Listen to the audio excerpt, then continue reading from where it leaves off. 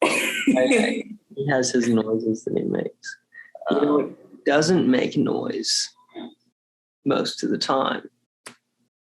Concrete. Welcome to the Concrete Podcast. My name is You know who loves concrete? You know who loves concrete? This guy right here. Does he? He's a big fan of concrete. Yeah. He's actually reading a concrete book right now. I'm going to let him get back to him. Really? Mm-hmm. What book? Concrete. So what is concrete? You know, an aggregate, as we said. Yeah. It's an aggregate of plenty of things. It's got rocks. It's got, sand and gravel. And I think there's some stuff like... the main thing that actually keeps everything together, cement, is kind of this very fine powdery substance. Essentially, it's activated by water. And, concrete's something you definitely have to mix up because part of it doesn't get enough water. It can be prone to cracking. If part of it gets too much water, it can be prone to cracking and all sorts of stuff. Jack's licking my computer right now. That ties into the concept of the strength of this material. Yes. Depending on how much water you put in it, how much, the ratio between cement and the paste. However much, if the ratio is like 1:1 or like 1:2, 1:3, whatever. Yeah. Depending on that is how strong the concrete will be. It'll look beautiful. It'll all look the same. But the way that it holds, the way that it shears, all different because some of it produces like tiny pores in the concrete. There's something called a Sump Test. And essentially what they do is they take like a cone, they pour the concrete in it. And then when they lift the cone off, however much Sump or Sump? Sump? I think it's Slump Test. Yeah, Sump. It's something like that. I mean, just like with steel, right? There's decorative concrete and there's also structural concrete.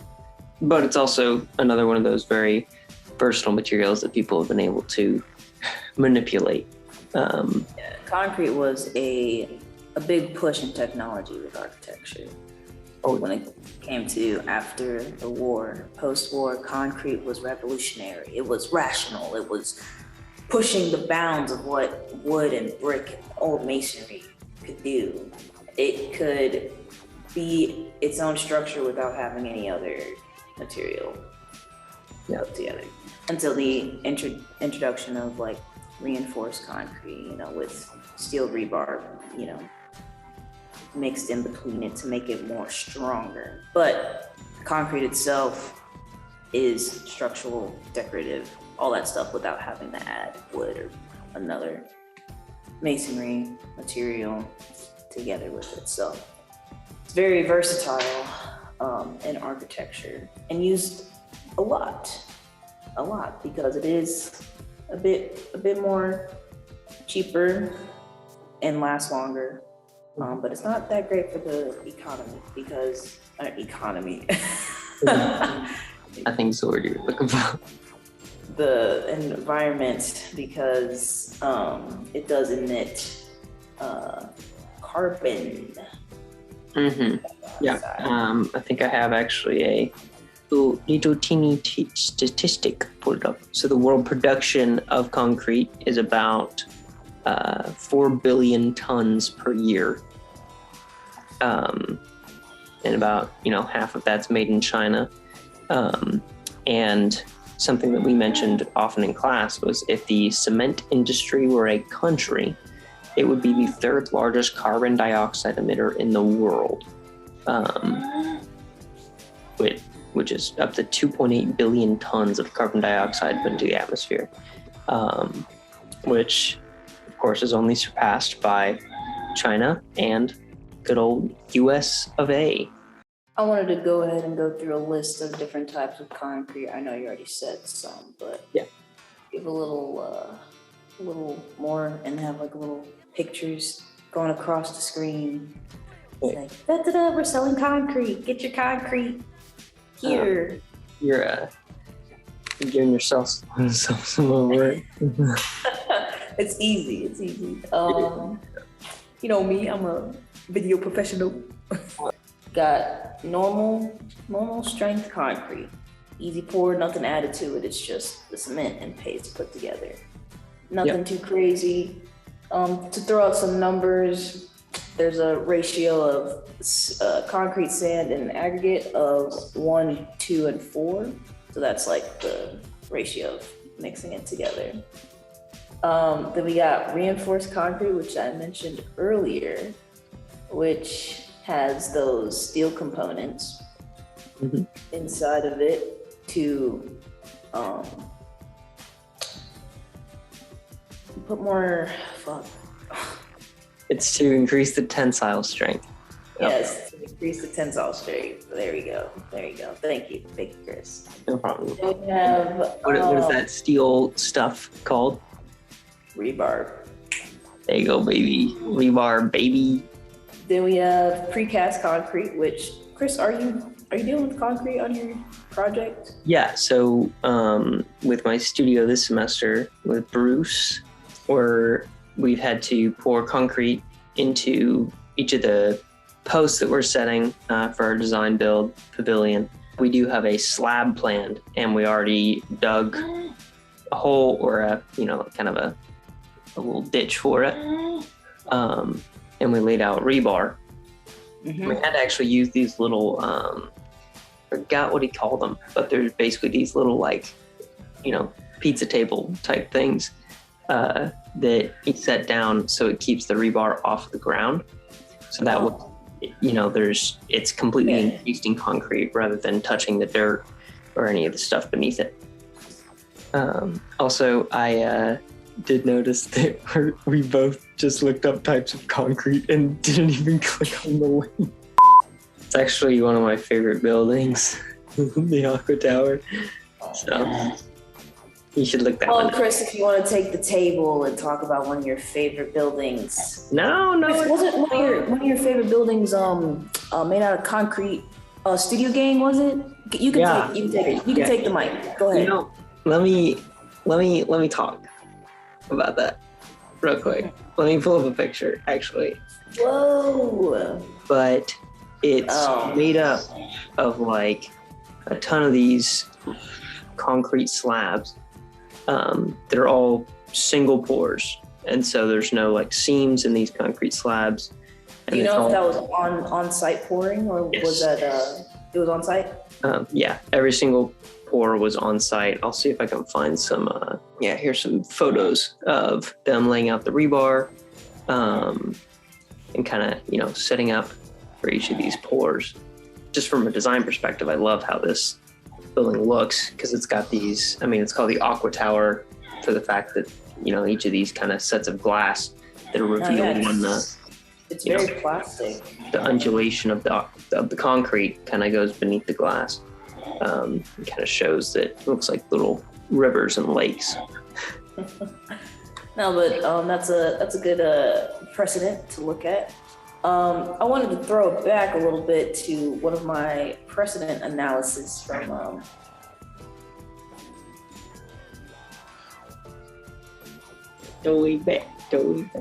from my second year.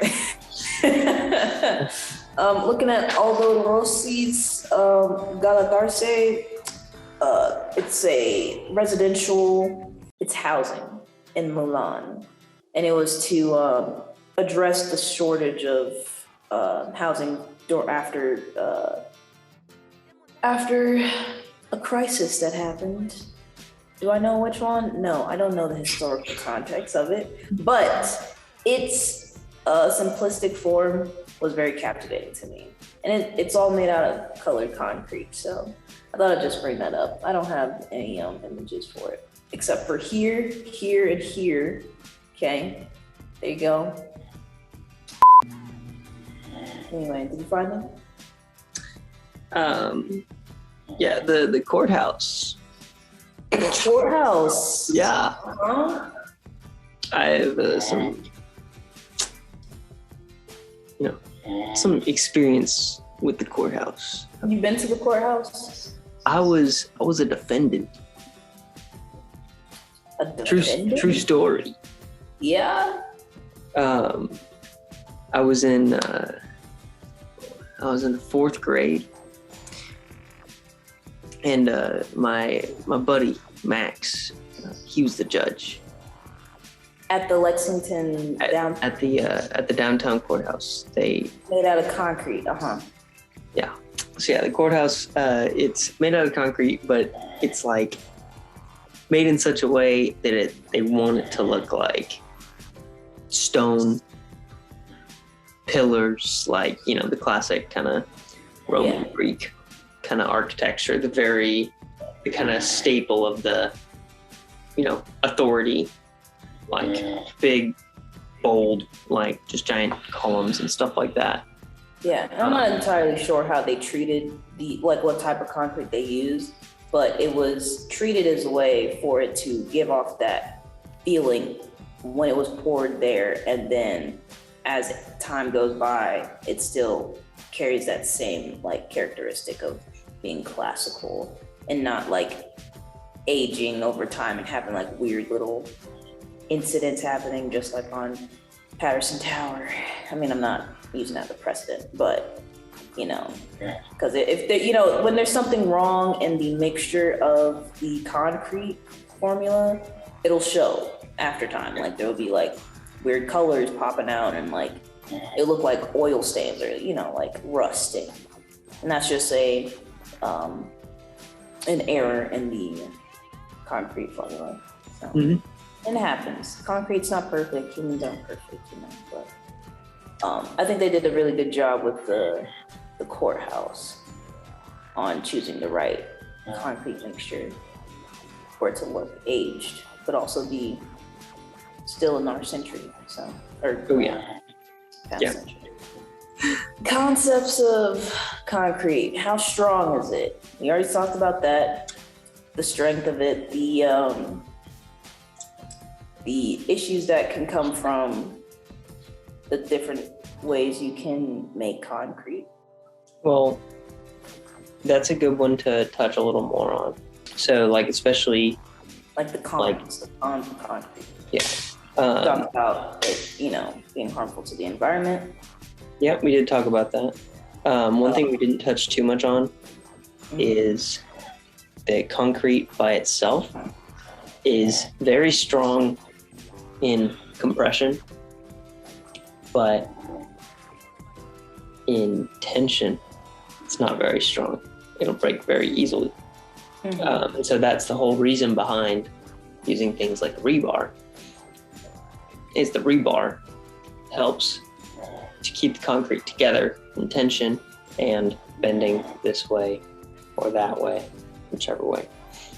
And so the rebar really helps to keep it solid. And there's also all sorts of different types of rebar. Like it could be shielded so that it can, you know, have tension pulled after the fact to make it very strong. There's also pre-tensioned concrete. So while they're pouring the concrete, they give quite a bit of tension to the rebar to make sure that, you know, it gives it a lot more strength, makes the rebar already like kind of at attention and ready to not give any or give as much as they need. There's also like, I mean, there's different gauges of rebar too. I've had to deal with looking into that recently.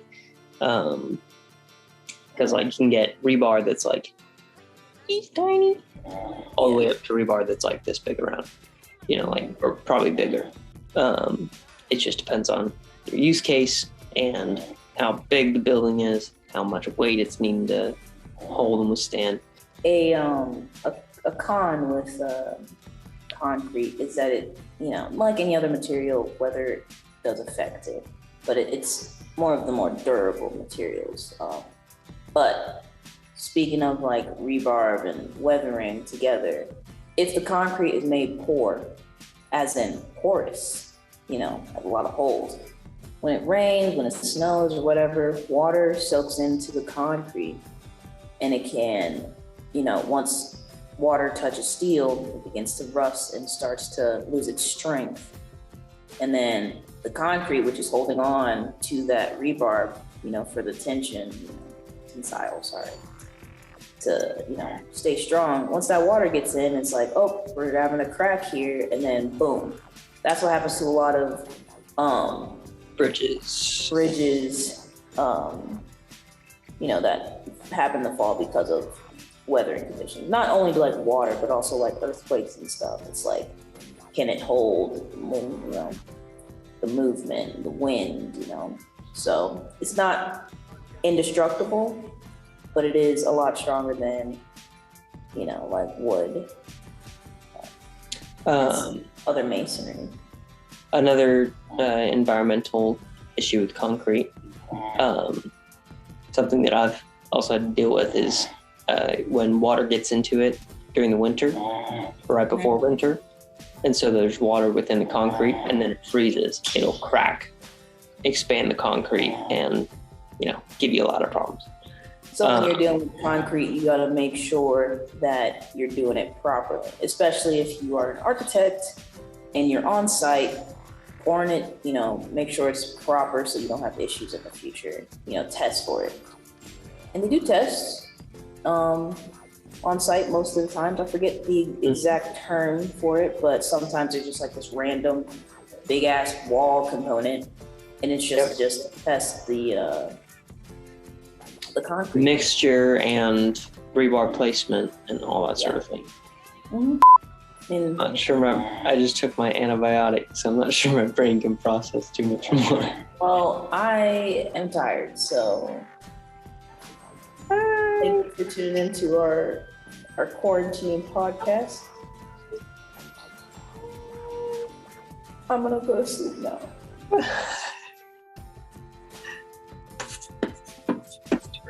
Hey! Whoa, Jack going crazy on the turntables, boy. Whoa.